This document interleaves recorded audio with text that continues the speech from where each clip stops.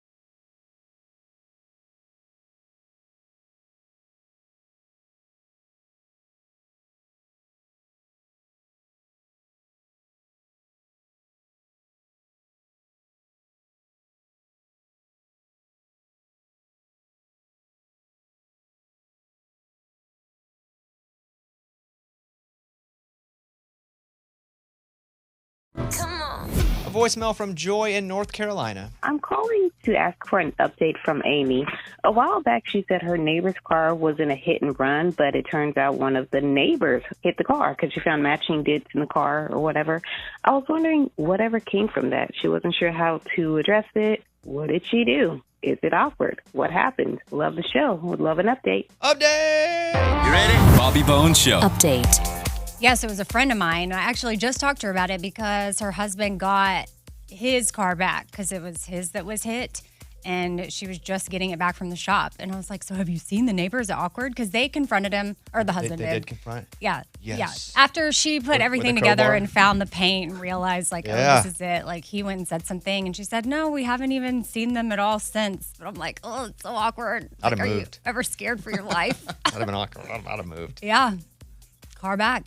That's crazy, though, that your neighbor would hit you and then, And then just, not like, say something and then just anything. leave it there with the matching paint. Terrible. No, you get out and you scrub all the paint off or something. What's wrong with people? When you do something wrong, you gotta like hide it. You know? Yeah. I mean, you should have said something immediately. Immediately. Yeah.